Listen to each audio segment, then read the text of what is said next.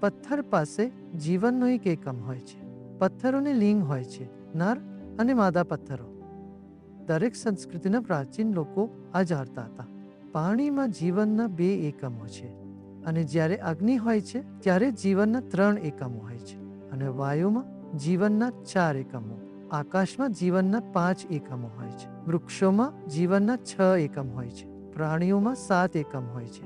મનુષ્યમાં જીવનના 8 એકમો હોય છે. અષ્ટવસુ, પ્રતિભાશાળી, અતિમાનવીય જીવો 9 એકમોમાં ખીલેલા હોય છે, જેઓ અસાધારણ કાર્ય કરે છે. તેઓ હંમેશા સકારાત્મક હોય તે જરૂરી નથી. તે હિટલર જેવા પણ હોઈ શકે, જેઓ અમાનવીય કાર્યો કરે છે. તેઓને જીવનના 9 એકમ હોય છે.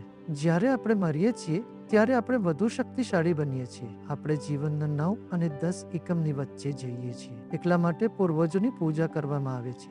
આત્મા પિતૃઓ કરતા એક દરજ્જો ઊંચો હોય છે. તેઓ કિન્નરો છે. મોટા સામાજિક કાર્યો, રાજકીય વ્યવસ્થા અને તે બધી બાબતો પાછળ હોય છે.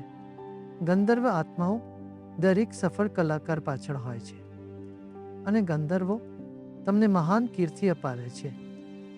અને ગંધર્વ સ્તરની ઉપર છે યક્ષ સ્તર, જે આત્માનો બીજો દરજ્જો છે. યક્ષ આરામ આપી શકે છે, પરંતુ તેઓ સંતાનમાંથી મળતો આનંદ કે સુખ આપતા નથી. વધુ એક સ્તર યક્ષોની ઉપર દેવો, દૂતો અને સિદ્ધોનું. સિદ્ધ એક સિદ્ધ માનવ છે જેઓ ધ્યાનમાં ઊંડા ઉતર્યા છે. સિદ્ધ ગુરુ તે સ્તર છે. તેઓને દેવો કરતા એક પગથિયું ઉપર રાખવામાં આવે છે. એટલા માટે કોઈ પણ પૂજામાં પહેલા ગુરુનું સન્માન કરવામાં આવે છે, અને પછી દેવતાઓને સન્માનિત કરવામાં આવે છે. ગુરુ અને દેવો, યક્ષ, ગંધર્વ, કિન્નર, પિતૃઓ અને મનુષ્ય. આવી રીતે આત્માઓના ઘણા સ્તરો છે.